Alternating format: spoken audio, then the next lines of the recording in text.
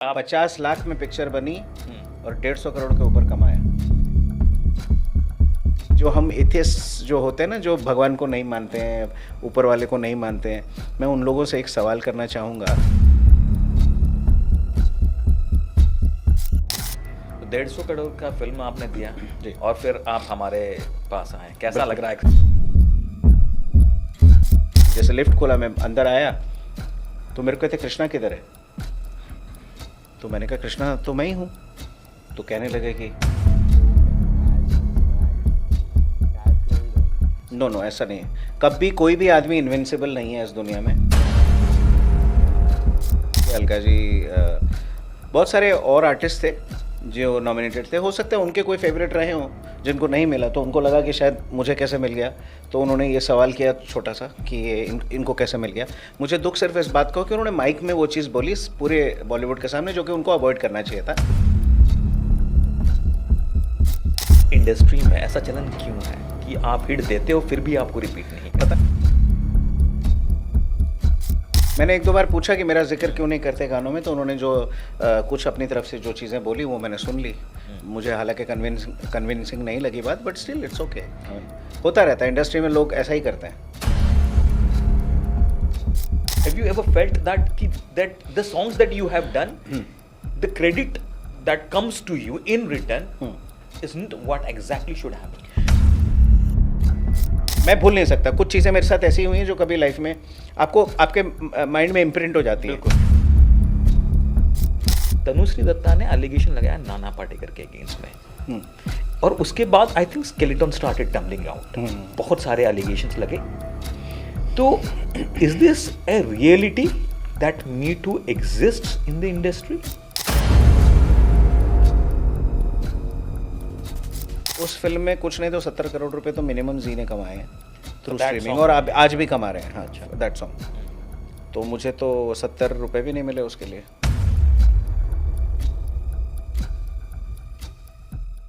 नमस्कार दोस्तों, आज हमारे साथ जो गेस्ट हैं, ही नीड्स नो इंट्रोडक्शन। बस इतना बताऊंगा, उनकी आवाज़ जब हमारे कानों तक पहुंचती है, वो कानों से सीधा दिल तक और दिल से सीधा रूह तक पहुंचती है। Please welcome the multi talented singer, performer, photographer, cook and mimicry artist Krishna Beura. बहुत स्वागत है आपका। नमस्कार। नमस्कार कृष्णा भाई। और कंपोजर भी बोलना भूल गया, अभी कंपोजिंग में भी आ गया हूँ। And composer, let me correct that also. Correct जी। अभी आपने एक रीजनल मूवी में गाना गाया और वो मूवी ब्लॉकबस्टर हो गया है, जी। एंड ये प्रोबेबली उस रीजन का सबसे हाईएस्ट क्रॉसिंग फिल्म है। Absolutely, yes. लालो। लालो, जी हाँ, गुजराती फिल्म। गुजराती फिल्म जी है। जी और अभी हिंदी डब्ड वर्जन भी उसका आ गया है। जी। तो आपका एक्सपीरियंस कैसा रहा वहाँ पे? Was it the first time you started singing for a Gujarati film, और कैसा रहा आपका experience? नहीं, गुजराती में पहले मैंने एल्बम्स किए थे, जो कि डांडिया और ये जो आपके होते हैं, उनके पर्व होते हैं दूसरे, उसके लिए कुछ गाने जो प्राइवेट एल्बम्स वगैरह किए थे, बट फिल्म इस तरह से कोई नहीं गाया था मैंने। तो अभी एक फ़िल्म, ये वाली फ़िल्म के लिए जब मुझे ऑफ़र आया तो आई वाज सरप्राइज्ड कि किस तरह से जो डायरेक्टर हैं इस फिल्म के, अंकित सखिया, उन्होंने पहले 6 गाने रिकॉर्ड कर दिए थे और सारे वो गुजराती आर्टिस्ट के साथ ही किए थे। और यशिता शर्मा एक सिंगर हैं और एक मिस्टर कुलकर्णी हैं, ये 2 लोग हैं जो कि बाहर से थे, अदरवाइज़ बाकी सब गुजराती आर्टिस्ट नहीं गाया था।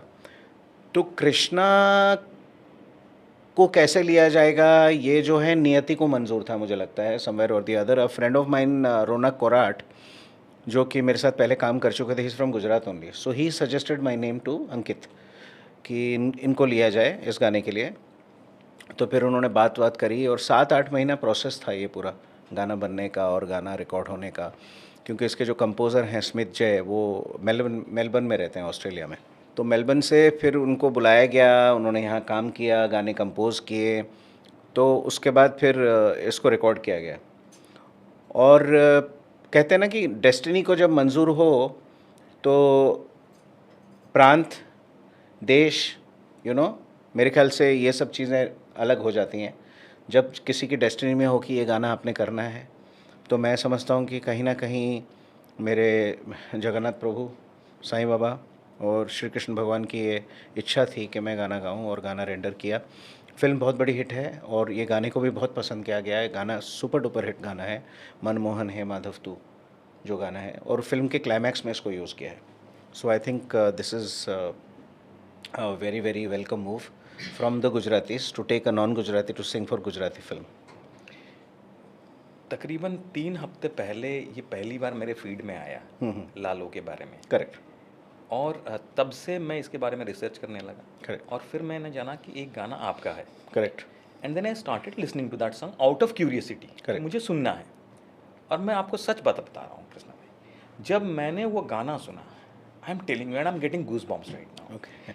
This song connects me to my lord, and you are like someone, वो कहते हैं ना मैसेंजर, मसीहा, मसीहा.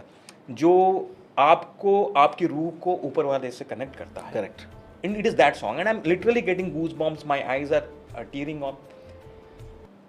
तो मैं चाहूँगा कृष्णा भाई, बस you are in front of me and I'm not resisting myself to request you, वो जो लाइन है जी, बस आपसे लाइव थोड़ा।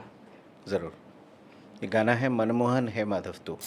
नदी का सागर सारा जग तू, मैं तेरा निवासी हूँ, ना हूँ मीरा ना ही नागर, मेरी नैया का तू ही खेवैया हो काना, मनमोहन है माधव तू, जीव तर तारू, ओ मनमोहन है माधव तू, जीव तर तारू, मनमोहन है माधव तू, जीव तर तारू। ओ मथुरा मा जन्म्या, गोकुळ मा रम्या, बंसी बट मा श्याम बन्या राधिका,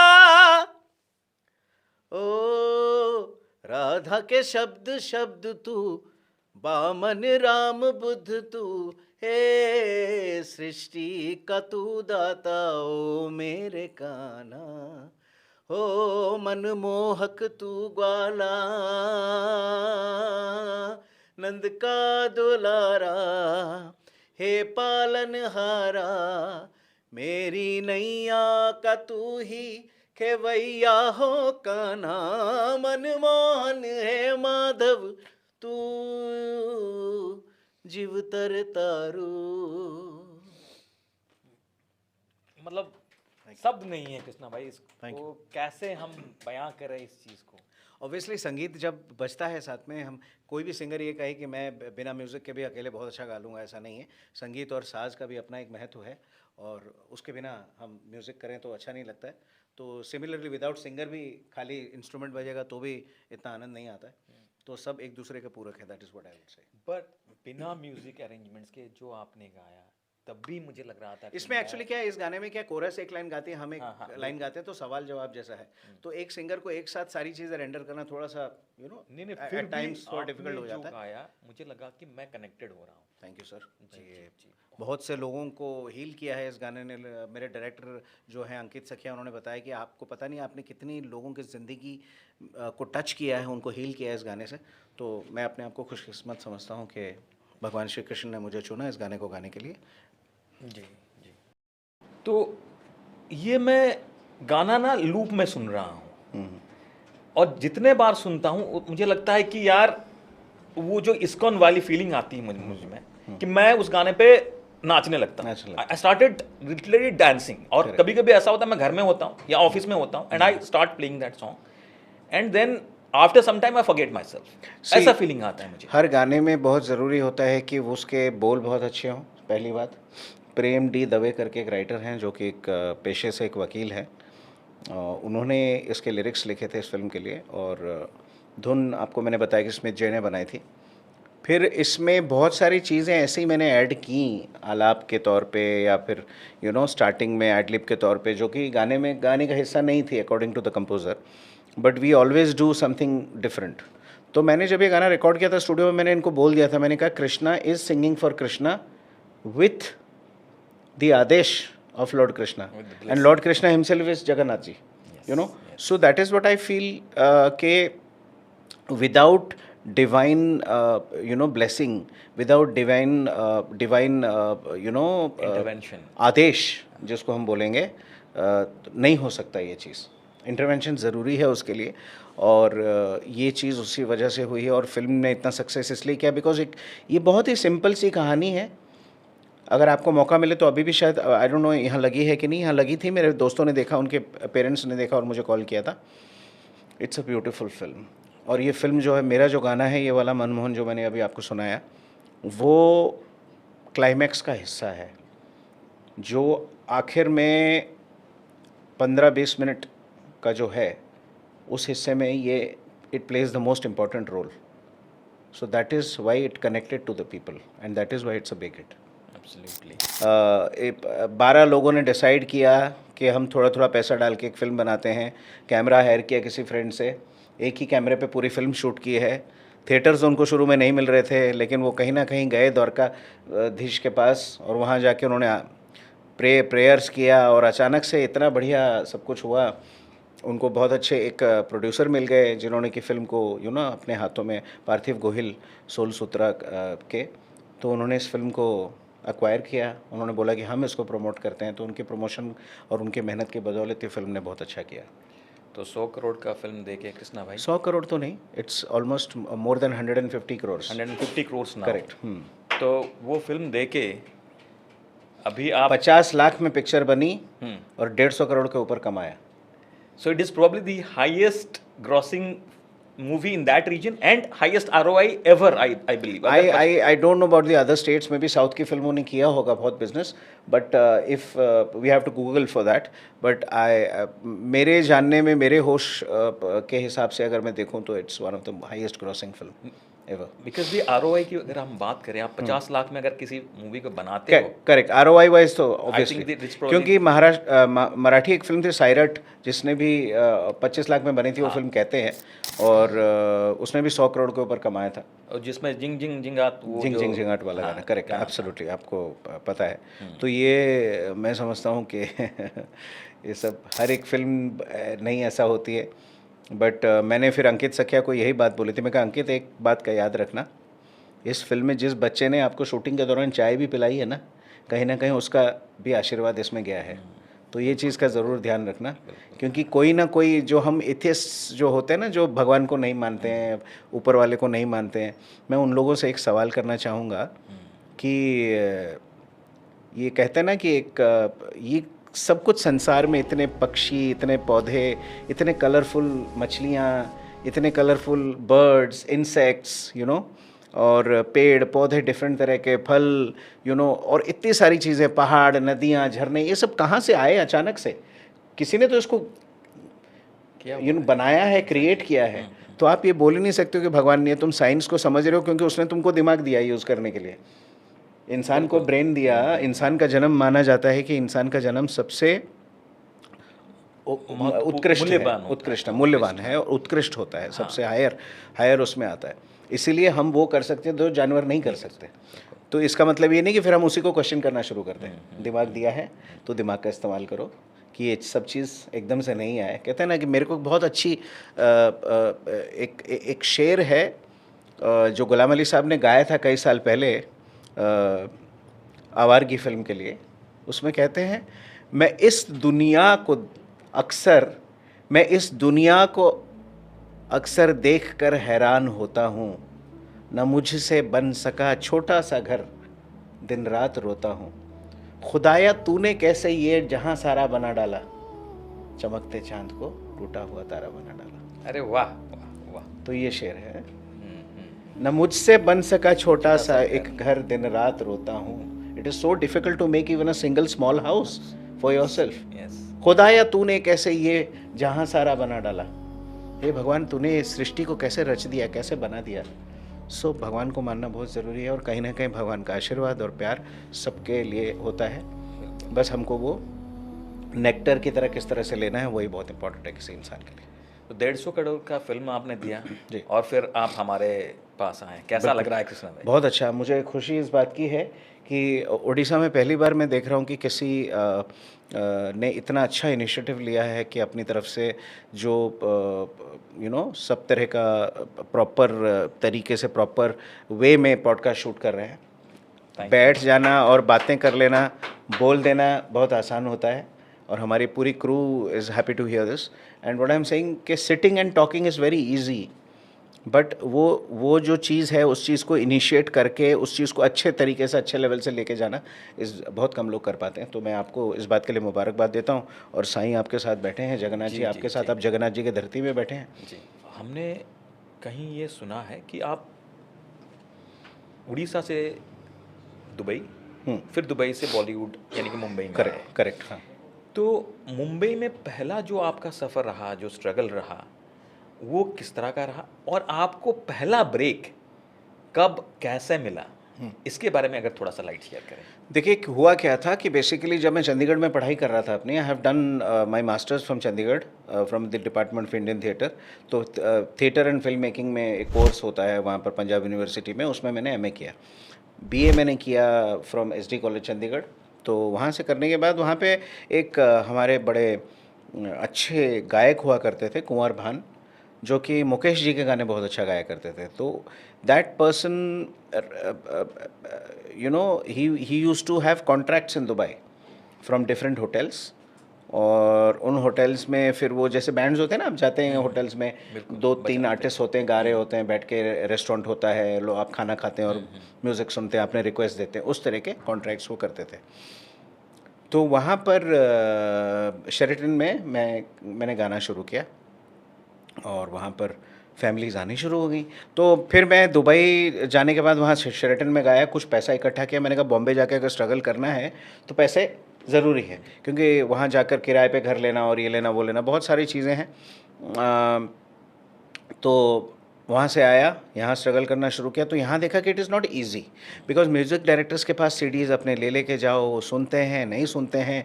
कभी क्या होता है कि उनके पास समय ही नहीं है और दिन में 1000 लोग उनको अप्रोच करते होंगे। तो मैंने कहा नहीं यार, ये तो तरीका ठीक नहीं है। उसके बाद फिर मैंने डबिंग करना शुरू किया और एक कंपनी है साउंड एंड विजन, उनके लिए काम किया। वो लोग काफ़ी हिंदी में, जैसे आप देखते हो ना इंग्लिश सीरियल्स वगैरह हिंदी में डब होता है, आप नेटफ्लिक्स पे भी अभी आप देखते ही होंगे कि यू हैव लैंग्वेज ऑप्शंस कि आप उसको हिंदी में सुन सकते हैं पूरे को।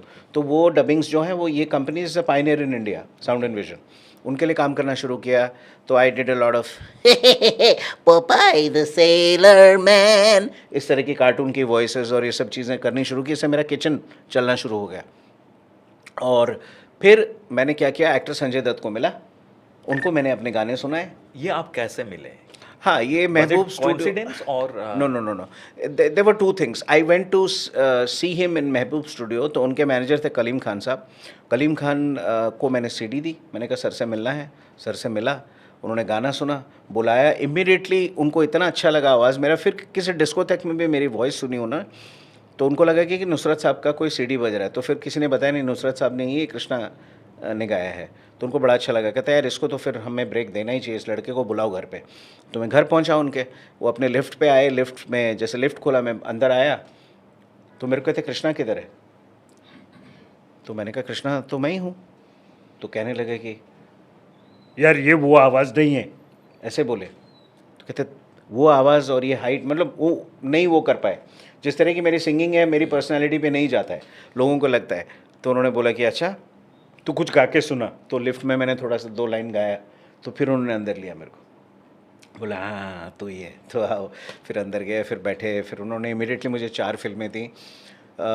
आई रिकॉर्डेड ज़िंदगी में कोई कभी आए ना रब्बा फर्स्ट फॉर मुसाफिर, संजय गुप्ता की फिल्म थी। एंड उसके बाद मैंने रिकॉर्ड किया, शंकर एहसान लोई के लिए गाया था मैंने, इश्क खुदाई रब ने बनाई, that song was second.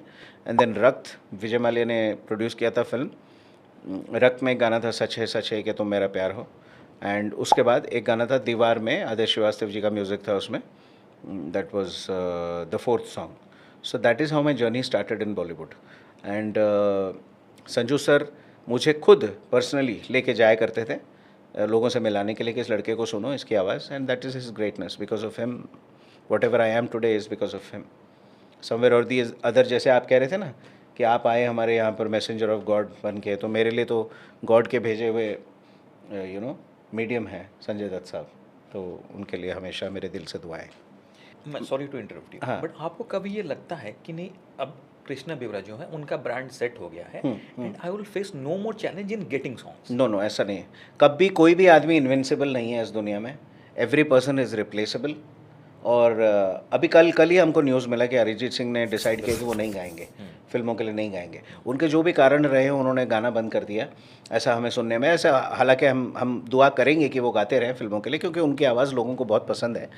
But अगर वो बंद कर देंगे तो आपको क्या लगता है इंडस्ट्री बंद हो जाएगी? नहीं होगी, राइट?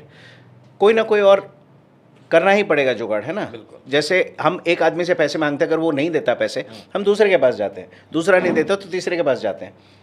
तो रास्ते बंद नहीं होते। लेकिन yes, we will miss a great singer like him in the films. But अगर वो दोबारा से डिसीजन चेंज भी कर देंगे तो भी कोई प्रॉब्लम नहीं है। Nobody will say no to him कि भाई अब तो तू गया था, तो अब जा, अब हम नहीं गवाएंगे, ऐसा नहीं है। उन्होंने कुछ सोच समझ के, पढ़े लिखे आदमी हैं और अच्छे म्यूजिशियन हैं और ब्रिलियंट आर्टिस्ट हैं। उन्होंने अपने माइंड में कुछ सोचा होगा, उनकी अपनी थिंकिंग है, उनका अपना चॉइस है। So we all must respect that. And but ये कहने का मतलब ये है कि किसी के लिए किसी की दुनिया रुकती नहीं है इस दुनिया में। तो कभी ये नहीं सोचो। तो मैं ज़िंदगी में स्ट्रगल मेरे को कभी ऐसा लगा नहीं। और आई बीन सो लकी कि संजय दत्त जैसे इंसान, उनका हाथ मेरे सर पे था। और मैं कहता हूँ बस मालिक के साथ हूँ। मैं अपनी नीयत साफ रख के काम करूँगा। और मैं कभी इंडस्ट्री में ये भी सोच के नहीं आया था कि मुझे बहुत सारे गाने रिकॉर्ड करने हैं। मैं साल के 12 गाने करता हूँ, 12 में से 10 हिट हो जाते हैं, 2 एवरेज जाते हैं। I am very happy with my life.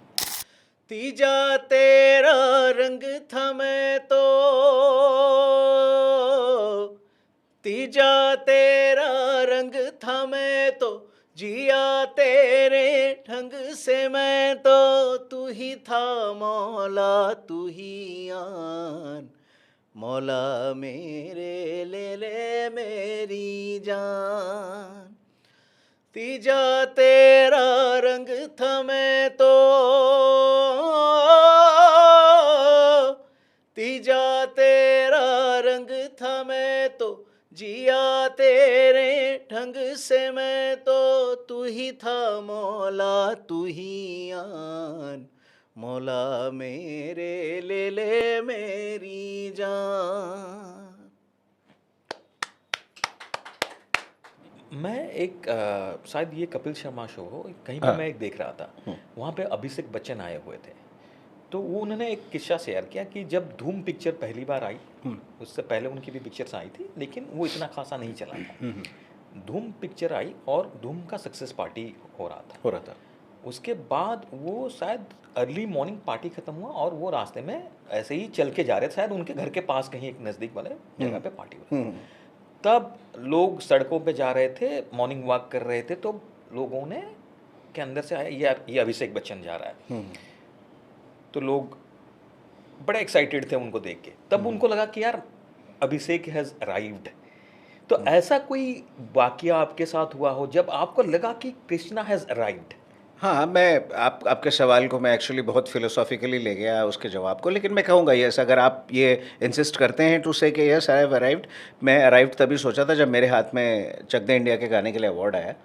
और मैंने संजय दत्त सर को थैंक्स किया माइक पे, अपनी फैमिली को थैंक्स किया और कंपोज़र्स को थैंक किया और भगवान का शुक्रिया अदा किया सबसे पहले। तो उस टाइम पे मुझे लगा कि यस, बॉलीवुड के अंदर इतने सारे बॉलीवुड के दिग्गज लोग बैठे हैं सामने और मैं उनके सामने एक अवार्ड लेके खड़ा हूँ। पहली बात तो बॉलीवुड में गाना गाना ही बहुत बड़ी अचीवमेंट है अपने आप में, बिकॉज़ पूरे हिंदुस्तान के लोगों को रिप्रेजेंट करता है बॉलीवुड और हर कोई वहाँ जाना चाहता है। और वहाँ पर गाना गाने के बाद फिर वो गाने के लिए आपको अवार्ड मिलना, मतलब आप सबसे टॉप, आपका गाना सबसे टॉप पे होना। तो ये सिर्फ मैंने गाया इस गाने को, मौला मेरे ले मेरी जान को, इसलिए ये गाना इतना सक्सेसफुल हुआ और फिल्म भी चली because it was important part of the film.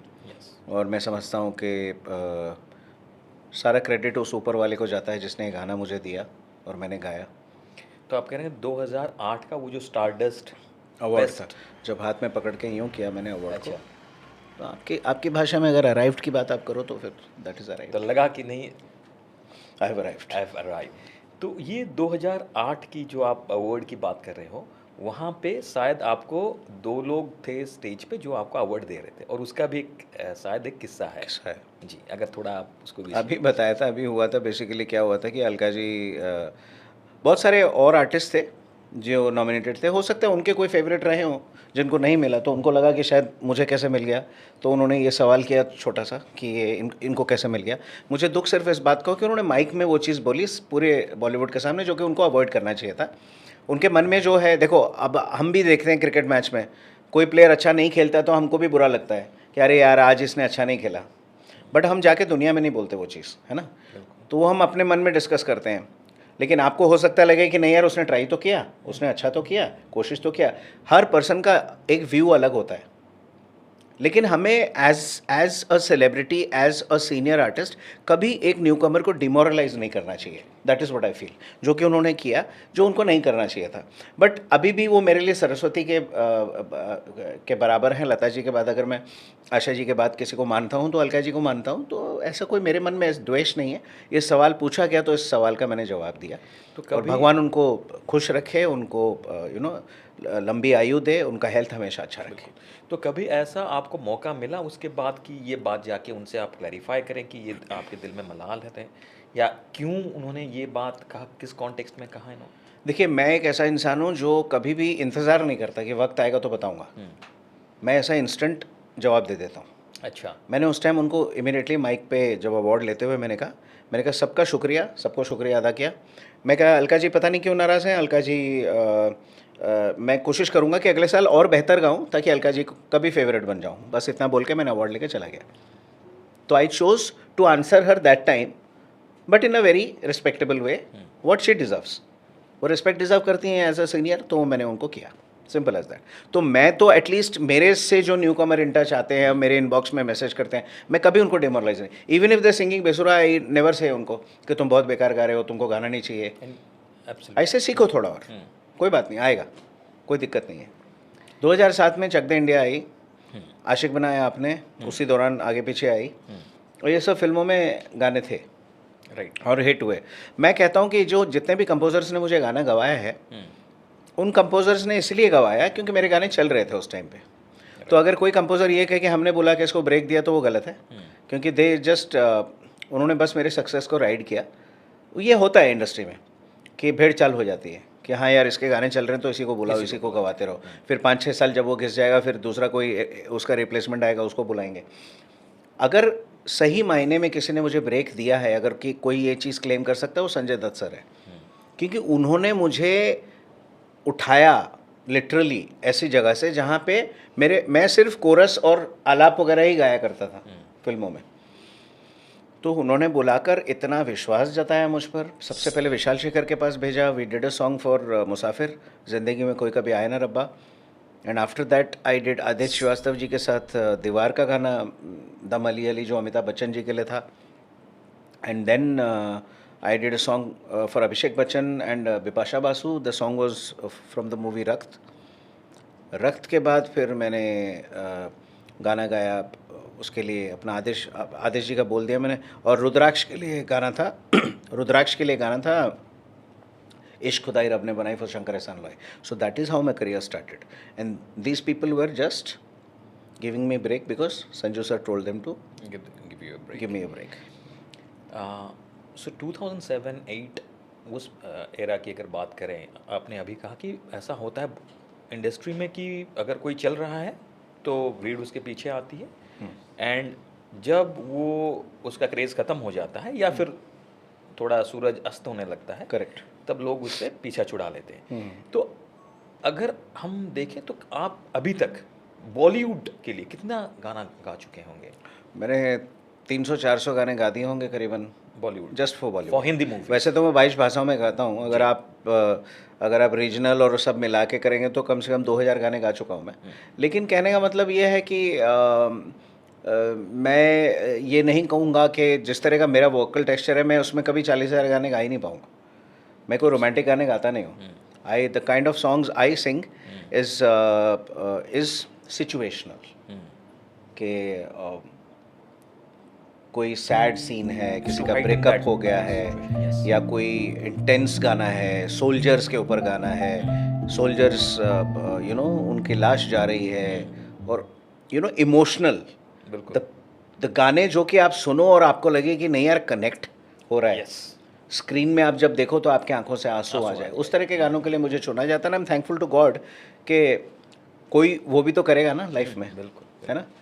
I have immense respect for people who are manual scavengers, क्या बोलते हैं आप उसको, यही बोलते हैं ना, जो हाँ जी, scavengers कचरा को- निकालते हाँ, हैं, हाँ, बिल्कुल। गटर में घुस के कचरा निकालते हैं। उन लोगों के लिए मेरा इमेंस रेस्पेक्ट और सलूट है कि कोई तो वो काम करता है, वरना हम लोग के घर के आगे सब कुछ जमा हो जाए, है ना। तो उन लोगों का रेस्पेक्ट बहुत करना बनता है। तो similarly what I feel is कि जिस तरह के गाने मैं गाता हूँ, मेरा रेस्पेक्ट होना ज़रूरी है, क्योंकि वो गाने कोई और कर नहीं सकता है। कर नहीं सकता। तो आप अभी जो ये बात बताएं कि भीड़ जमा होती है और फिर भीड़ वापस चली जाती है, कितने म्यूजिक डायरेक्टर्स हैं जिनके साथ आपने काम किया होगा? मैंने सबके साथ ऑलमोस्ट काम कर लिया, रहमान सर को छोड़ के। और जब आप किसी के साथ काम करते हो, आपको लगता है कि नहीं मैंने अच्छा काम किया है, I have given my best correct. And I deserve more opportunity for them, it's not that they should give me but I deserve more. I deserve, correct. हाँ, तो आपको कितने म्यूजिक डायरेक्टर्स हैं जिन्होंने आपको रिपीट किया है ये डिजर्व वाले के केस में? रिपीट का जहाँ तक सवाल है, दो लोगों ने बहुत किया मुझे, हिमेश रेशमिया जी ने और अनु मलिक जी ने। अच्छा, इनके अलावा किसी ने रिपीट नहीं करा, हिट देने के बाद भी।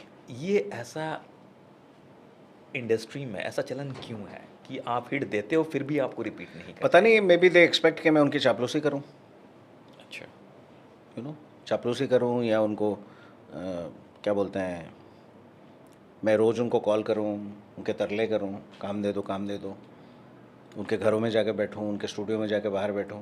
कोई दिक्कत नहीं है बैठने में, लेकिन अगर आगे काम मिलेगा तो अच्छी बात है, ऐसा करने में कोई।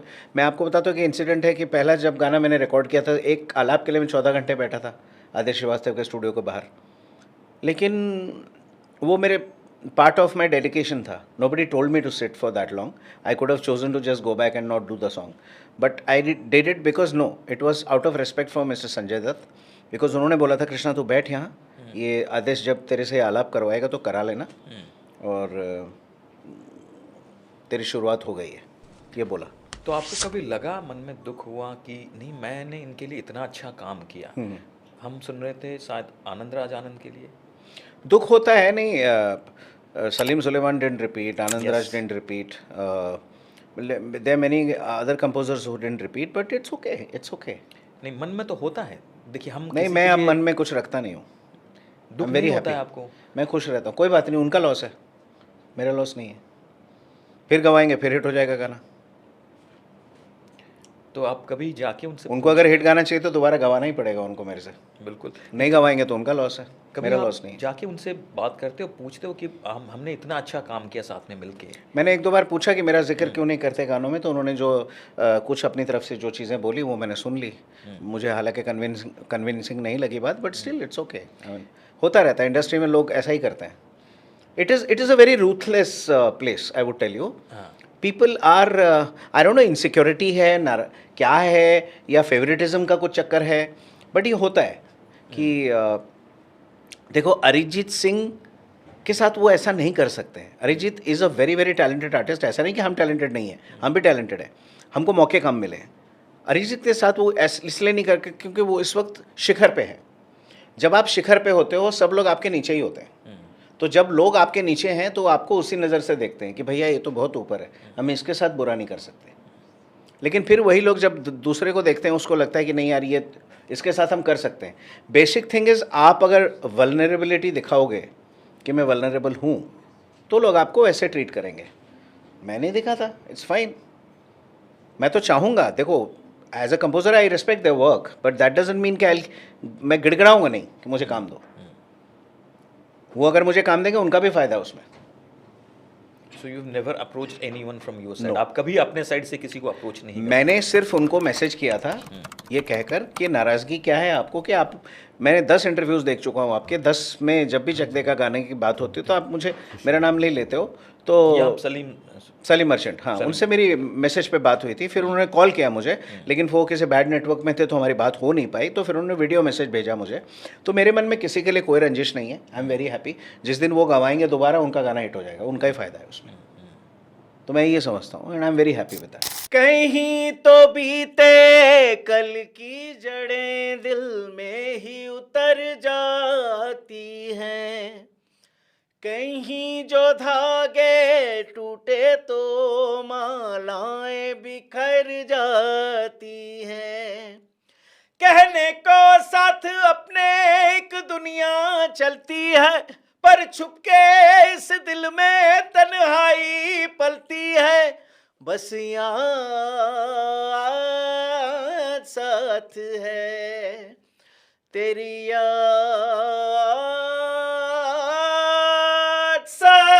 साथ है। 2011 पे आते हैं जब नमस्ते लंदन आई पिक्चर। आज भी मुझे याद है, I was staying in London, तो मेरे साथ मेरे जो घर में we used to have one more person from Pakistan.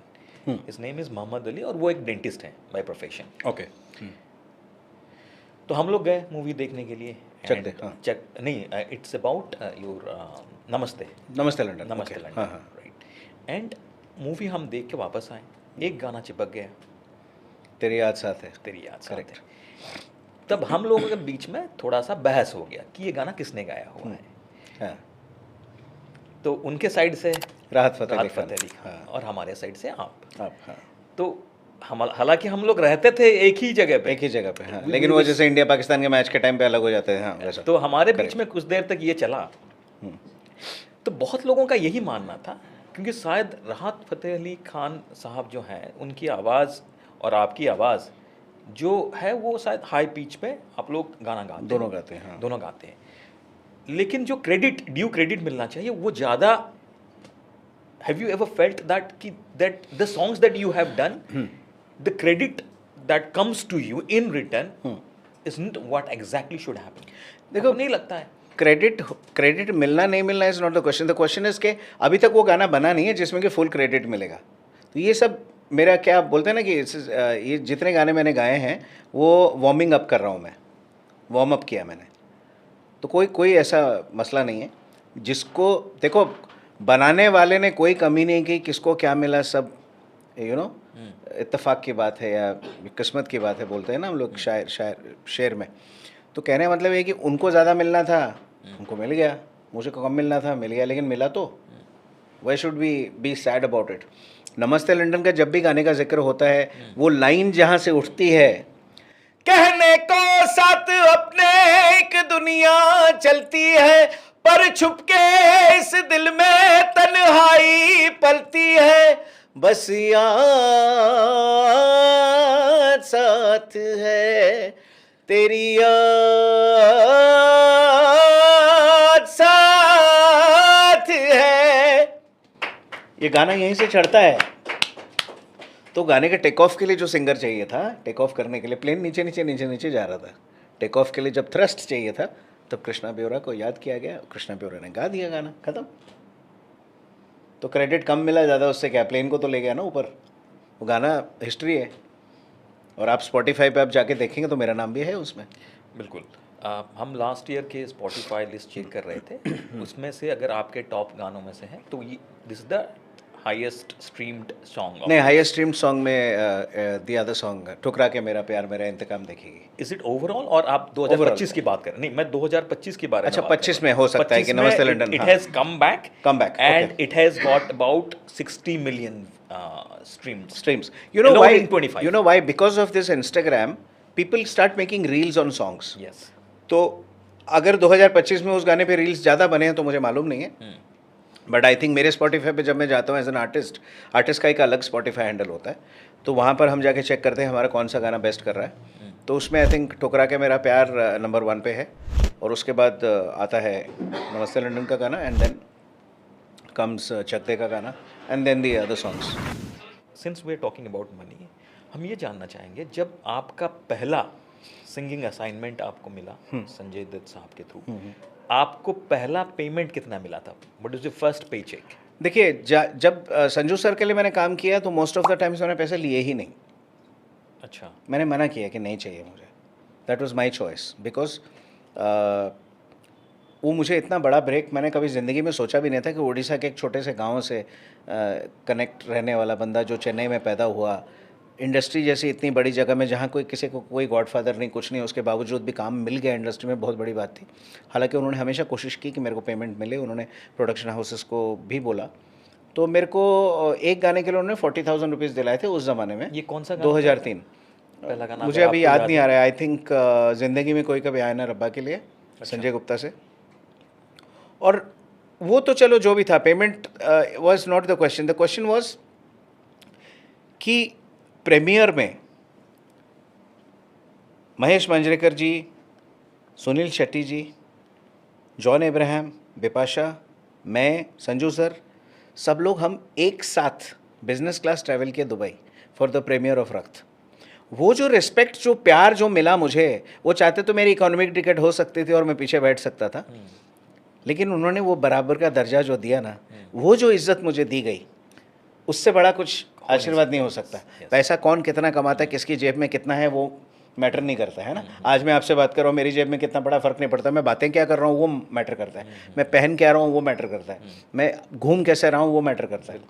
तो कहने का मतलब कि वो जो इज़्ज़त उन्होंने मुझे दी, मुझे वहाँ पे पता चला कि यार अच्छे लोग भी हैं इंडस्ट्री में। मैं तो ऐसे ही सोच रहा था कि सब बुरे लोग हैं, बेइज्जती करते हैं, ये करते हैं, इज़्ज़त करते हैं, वो करते हैं।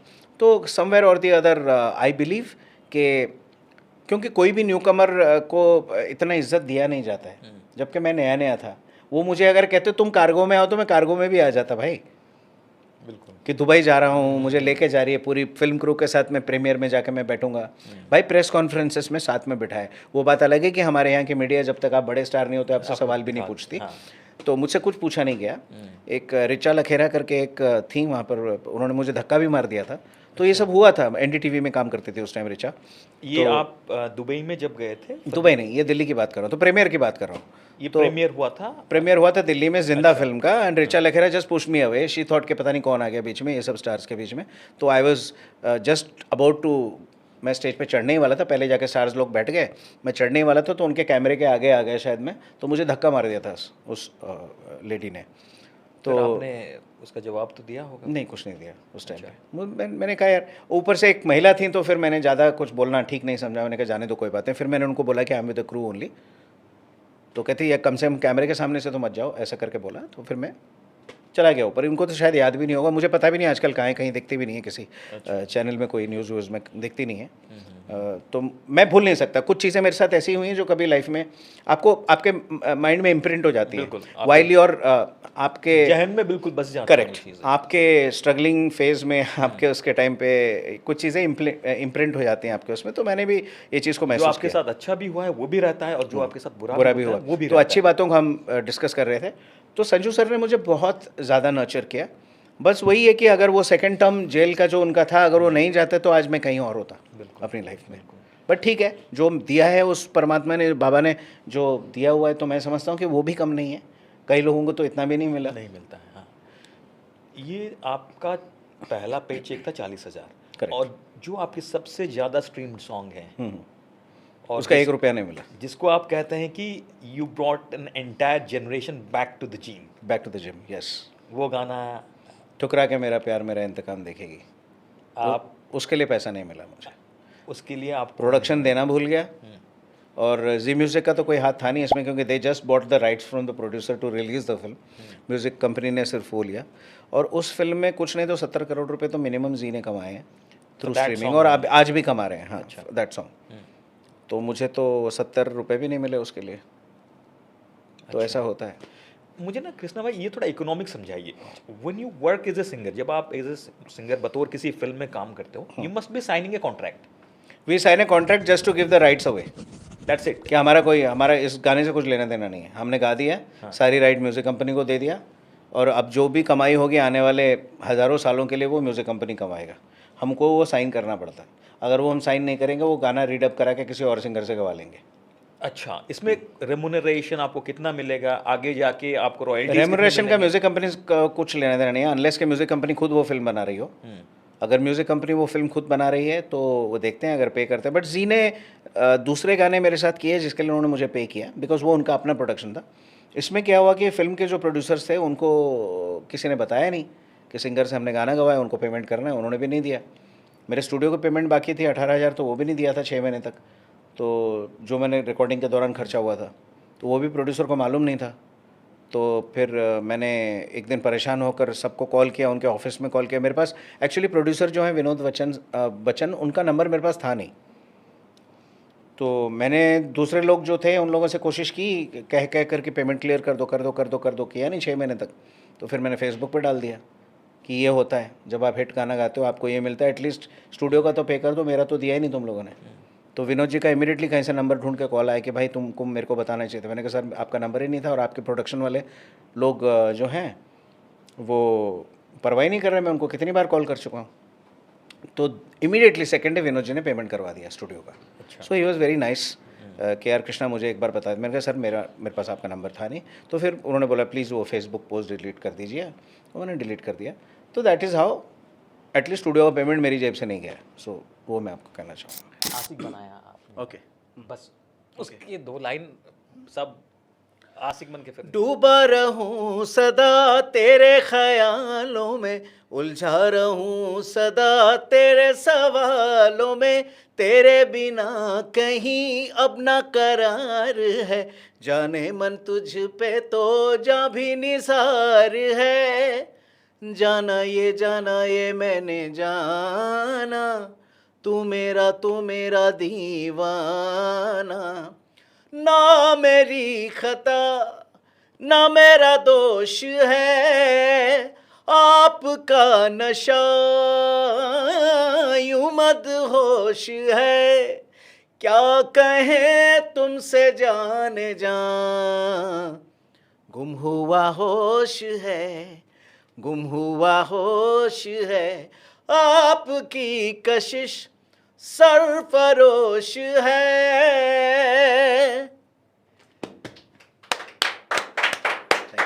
हम बस यही कहेंगे, जी, आपका नशा यूं मदहोश है। यूं मदहोश है। Okay, thank you. आगे कुछ बोला नहीं जा रहा है कृष्णा भाई जी। 2018 की बात है, अक्टूबर। हम लोग सब सो के उठे एक दिन अचानक से अक्टूबर में, and there is a movement which caught fire, that is called me too movement. Correct, हाँ। And it caught fire like anything. पहला एलिगेशन जो था वो आप ही ने एक मूवी में सॉन्ग गाया था उनके लिए। Okay. The first allegation came from that actress, मैं नाम भूल रहा हूँ उनका, आशिक बनाया आपने में। अच्छा, अपना उन्होंने काम Tanushree Dutta. Correct. I think उससे पहले एलिगेशंस लग रहे थे, लेकिन हर allegation caught the attention of media and public. Tanushree Dutta ने एलिगेशन लगाया नाना पाटेकर के अगेंस्ट में, और उसके बाद I think skeleton started tumbling out. बहुत सारे एलिगेशंस लगे। तो is this a reality that me too exists in the industry? मेरा ये सवाल है। आपका सवाल है, देखिए ये आज से नहीं हो रहा है, ये सदियों से होता आ रहा है। Women are being suppressed by men in every field. Bollywood को हम खाली दोष देंगे तो ठीक नहीं है, ये कॉरपोरेट्स में भी होता है। कॉरपोरेट लैडर आपने सुना होगा शब्द जो है वो क्या है। कॉरपोरेट लैडर में चढ़ने के लिए you have to go through a lot of things. Boss की जी हुजूरी करनी पड़ती है। आदमी हो तो जी हुजूरी करेगा, औरत हो तो वो दूसरा कुछ एक्सपेक्ट करते हैं आपसे। तो ये बहुत गलत प्रैक्टिस है, जो कि जिससे कि बॉलीवुड तो खैर अछूता रहेगा ही नहीं, क्योंकि Bollywood is all about glamour. Yes. और वहाँ दुनिया मतलब इंडिया की सबसे खूबसूरत लड़कियाँ वहाँ आती हैं अपने ब्रेक के चक्कर में, काम करने के चक्कर में। सिंगर्स में भी ऐसा ही है। तो ये चीज़ें होती हैं, but what I would say, और ये होती हैं, ऐसा नहीं कि किसी ने मीठू किया था तो उसने झूठा किया था। बाकी उन दोनों के साथ पर्सनल स्पेस में क्या हुआ हम नहीं कभी गारंटी कर सकते, ना हम कभी बता पाएंगे। लेकिन ये चीज़ें हैं और ये चीज़ें होती हैं, और ये चीज़ें होती तब तक रहेंगी जब तक लड़कियां खुद अपना ध्यान नहीं रखेंगी। अच्छा। और लड़के जब तक तमीज़ में नहीं आएंगे, और लड़कों को जब तक ये नहीं समझ में आएगा कि औरत का मतलब ये नहीं कि आप उसको दबा दो। समझ रहे हो बात को? वही इज्जत दोनों को मिलना ज़रूरी है। और वो इज्जत कहाँ से स्टार्ट होगा? सबसे पहले तो हीरो को ज़्यादा पेमेंट और हीरोइन को कम पेमेंट देना बंद करो, दोनों को बराबर की पेमेंट दो। बराबरी हर जगह होना ज़रूरी है, तब जाके औरत को दबाने वाला फीलिंग चला जाएगा इंडस्ट्री से कि औरत है तो अवेलेबल है। आजकल लड़के ज़्यादा वल्नरेबल हैं। अच्छा। आजकल कई ऐसे वो हैं, मैंने सुना है कि मॉडल्स हैं जो अपने एक्सपीरियंसेस बताते हैं, मेल मॉडल्स, कि उनके कास्टिंग डायरेक्टर्स से की तरफ से ऑफर्स आए हैं, because casting directors are into men. Okay. तो वैसे लोगों से तो वो लोग भी अनसेफ हैं आज की डेट में। तो ये मीटू जो है सिर्फ लड़कियों तक अब सीमित नहीं रह गया, लड़कों के साथ भी ये हो रहा है। तो कहने का मतलब ये है कि इंडस्ट्री में ये चीज़ है और ये चीज़ होती रहेगी जब तक हम खुद स्टेप नहीं लेंगे कि हमको ये चीज़ नहीं होने देना हमारे साथ। म्यूजिक इंडस्ट्री में भी, सब जगह, म्यूजिक इंडस्ट्री हो, डायरेक्शन हो, मॉडलिंग हो, एक्टिंग हो, सब जगह पे जहाँ जिसको जो दबाने की कोशिश करता है और दबा पाता है वो दबाता है उसको। अच्छा, ठीक है। हाँ, यहाँ पे मैं अभी एक चीज़ पे पढ़ रहा था, एक आर्टिकल, जो सोना महापात्रा है उन्होंने एलिगेशन लगाया अनु मलिक के खिलाफ। करेक्ट। और वो एलिगेशन बहुत दिन पुराना था, and because of that Anu Malik lost his job as an idol, Indian idol जज। ओके। नहीं, आई थिंक उसके बाद आए भी थे वापस। हाँ, लेकिन वापस आए और वो केस चला एनसीडब्ल्यू में, और कुछ साल के बाद वो केस खारिज भी हो गया because of lack of substantial evidence. अच्छा, मुझे इसमें दो चीज़ें नजर आती हैं। अगर आप किसी के खिलाफ एलिगेशंस लगा रहे हो पब्लिक प्लेटफॉर्म में, तो आपके पास तो एविडेंस होना चाहिए। विदाउट दैट आप कैसे लगा सकते हो? इतना बड़ा चीज़ कैसे कर सकते हो?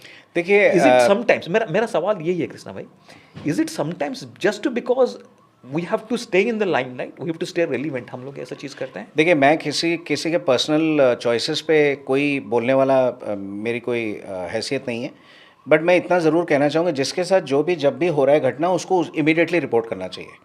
इतने साल इंतज़ार नहीं करना चाहिए। पहली बात, हिम्मत जुटाकर कहीं ना कहीं अगर आप उस चीज़ को अभी बंद नहीं करेंगे तो आपके अलावा और आने वाले लोगों के साथ भी ये चीज़ें होंगी। तो you have to be very very responsible towards your self and to the other people also in the industry.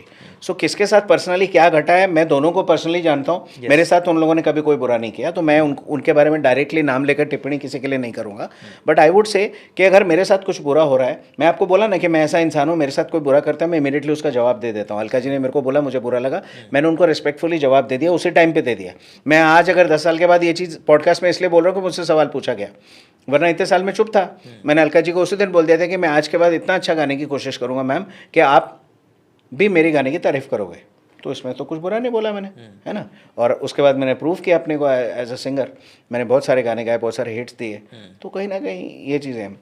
तो जब भी जो चीज़ घटित होती है, अपनी हिम्मत जुटाएं और जो भी अथॉरिटीज़ हैं उनको जाके आप रिपोर्ट करें और बता दें कि ये इंसान ने हमारे साथ ऐसा किया है। अगर वही आप 10 साल बाद बताएंगे, वो आदमी तो कहीं यूएस सेटल हो जाएगा जाके, उसका क्या होगा?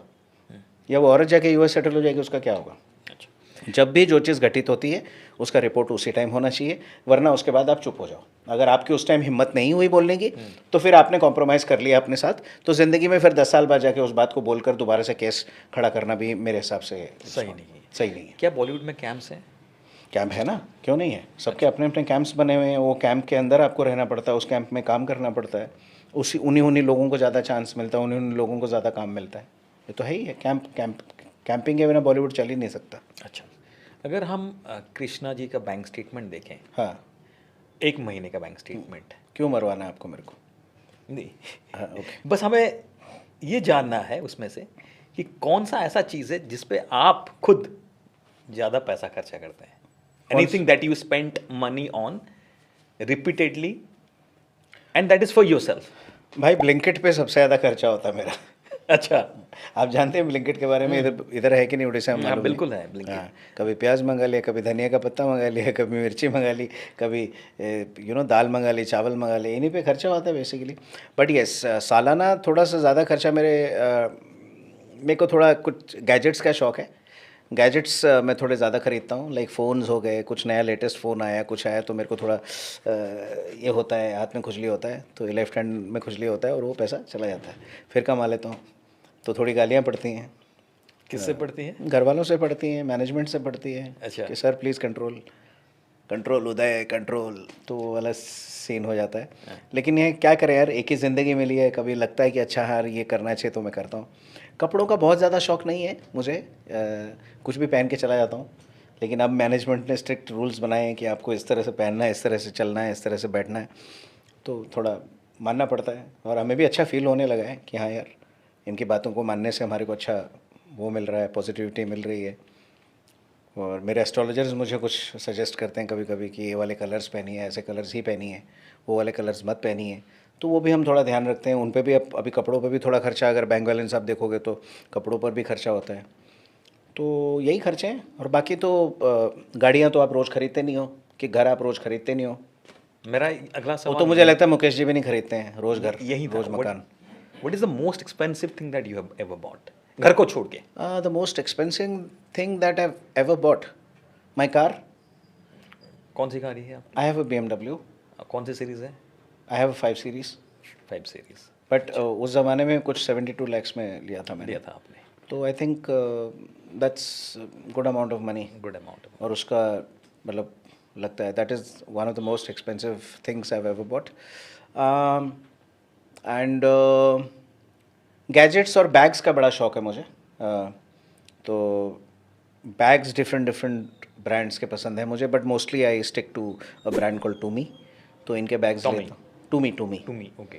तो टूमी के बैग्स खरीदता हूँ मैं। शुरुआत में हमने चर्चा किया था अरिजीत सिंह के ऊपर। Correct. आपने भी कहा था he is a very popular singer, बहुत बढ़िया गाते हैं। और लगातार 7 सालों से वो टॉप पे थे स्ट्रीमिंग लिस्ट में। हाँ। जो आज का न्यूज़ चल रहा था कि शायद वो बहुत ज़्यादा फैटिक हो गए थे, बहुत ज़्यादा गाना करते थे, 7 साल में 40-45 गाना कर देते थे। और एक साइड भी सुनने को आया कि सलमान खान की एक मूवी आ रही थी, बैटल ऑफ गलवान करके, वहाँ पे मातृभूमि करके गाना उन्होंने गाया था। और शायद कहीं ना कहीं वो जो लिप सिंक सलमान खान जी को करना था वो मैच नहीं कर रहा था, और उसके लिए उनको हेविली ट्रोल किया गया। एज एन इनसाइडर आपका क्या टेक है? पहले तो वो रिटायरमेंट सही टाइम पे लिए हैं या नहीं है? आई थिंक ये तो इंडस्ट्री में पहली बार हुआ है कि कोई सिंगर ने रिटायरमेंट अनाउंस किया है। तो मुझे तो नहीं लगता कोई singer, but why are we making so much big deal about it. Arijit is a brilliant artist. उन्होंने ये नहीं बोला कि मैं म्यूज़िक ही छोड़ दिया। वो इंडिपेंडेंटली, हाँ, प्लेबैक सिंगिंग नहीं करना चाहते, उनकी मर्ज़ी है। वो फिल्मों में नहीं गाना चाहते, उनकी मर्ज़ी है। उनके अपने कुछ टर्म्स एंड कंडीशन रहे होंगे, उनको कोई चीज़ें बुरी लगी होंगी, उस वजह से उन्होंने ये डिसीजन लिया होगा कि हमको नहीं म्यूज़िक करना है, तो उनकी मर्ज़ी है। बट उन्होंने ये नहीं कहा कि मैं म्यूज़िक ही बंद कर रहा हूँ करना। तो फैंस को दुखी तभी होना चाहिए कि जब वो बोल देंगे कि मैंने आज के बाद गाना ही छोड़ दिया, अब तो मैं सिर्फ फिल्में बनाऊंगा। तो तब दुख होगा कि हाँ यार, अरिजीत जैसी आवाज़ अब हमें सुनने को नहीं मिलेगी। He will be doing lot of independent work. और इंटरनेशनल कई बड़े बड़े आर्टिस्ट के साथ भी शायद कोलैबोरेशन हमको देखने को मिले। एड शेरन के साथ किया ही था उन्होंने अभी गाना, वो बहुत पॉपुलर हुआ। तो ऐसा नहीं है कि वो, don't make a big deal about it. It's his life, his voice, his decision, and we must respect it, simple. The other side of it, मैंने जो आपको पूछा, नहीं, वो गलवान वाला गाना मैंने अभी तक देखा नहीं कि सुना नहीं है, तो मैं आपको उस पर टिप्पणी दे ही नहीं सकता हूँ। तो उसकी वजह से रिटायर होने का कोई मतलब नहीं बनता। अच्छा, यू कैन ऑलवेज से कि मेरा गाना हटा दीजिए, दूसरे की आवाज़ में कर दीजिए, बिकॉज मुझे अच्छा नहीं लग रहा है। तो बट मुझे नहीं लगता इसकी वजह से रिटायर हुए होंगे। नहीं, ऐसा नहीं लगता कि इंडस्ट्री में कैरियर को सैबोटाज किया जाता है? उसका कैरियर इतना बड़ा है, कौन सैबोटाज करेगा, कैसे करेगा उसका कैरियर सैबोटाज करने के लिए? he's one of the biggest singers we have in India. क्या सैबोटाज करोगे उसके करियर को? और गायक तो फ्री फ्लोइंग वो होता है, सोल होता है, उसको बांध नहीं सकते हो आप। एक सिंगर को आप बांध नहीं सकते हो। मैं यहाँ कोने में आपके यहाँ पर उत्कल हॉस्पिटल के पास खड़ा होकर गाने लग जाऊँगा, 10 लोग इकट्ठा हो जाएंगे, तो मेरे को आप बांध नहीं सकते हो। म्यूज़िक कंपनीज़ ने भी ट्राई किया कि आर्टिस्ट को बांध दो, उसको उस पर कल वो लगा दो, लगाम लगा दो, केस कर दो। कोई आज तक मैंने कभी सुना नहीं किसी सिंगर पे केस करता। डराते ज़रूर हैं लेकिन करते नहीं। आर्टिस्ट एक फ्री फ्लोइंग चीज़ है। मेरा मन किया। आपको लगता है अरिजीत सिंह का रिप्लेसमेंट इंडस्ट्री को बहुत जल्दी मिल जाए? रिप्लेसमेंट किसी के बिना किसी का काम नहीं रुकता है। काम तो होगा, अच्छे सिंगर्स और भी हैं जिनको काम मिलेगा। हो सकता है अरिजीत, मुझे जहाँ तक अरिजीत के बारे में जानता हूँ, बहुत एक अच्छे सोल है, अच्छे इंसान है। हो सकता है उन्होंने ये भी सोचा कि मैंने बहुत कर लिया काम, let me give space to other people to flourish in life. तो ये भी हो सकता है कारण जिसकी वजह से उन्होंने रिटायरमेंट फ्रॉम प्लेबैक अनाउंस किया। तो रिप्लेसमेंट ऐसे ऐसा कोई नहीं कह सकता कि इसका कोई रिप्लेसमेंट नहीं है। हर चीज़ का रिप्लेसमेंट होता है और कुदरत एडजस्ट कर ही देती है, कोई ना कोई, है ना, एडजस्टमेंट्स ले आती है। वो एक ब्रिलियंट सिंगर हैं और अग्रिम धाड़ी के सिंगर हैं हमारे इंडिया के, तो उनसे वो चीज़ हम नहीं छीन सकते हैं। लेकिन यस, जब गाएंगे ही नहीं तो उनको दूसरे लोगों को गवाना ही पड़ेगा। तो जो दूसरे लोग गाएंगे उनमें से भी अच्छे लोग हैं जो गा ही रहे हैं। विशाल मिश्रा अच्छा गा रहे हैं, अब उनके पास शायद काम ज़्यादा हो जाएगा, और बहुत सारे सिंगर्स हैं। आज की डेट में किसी को अगर म्यूज़िक आर्टिस्ट बनना है, स्टार बनना है, are they dependent on Bollywood, या फिर आप एज एन इंडिपेंडेंट आर्टिस्ट को एग्जिस्ट कर सकते हो?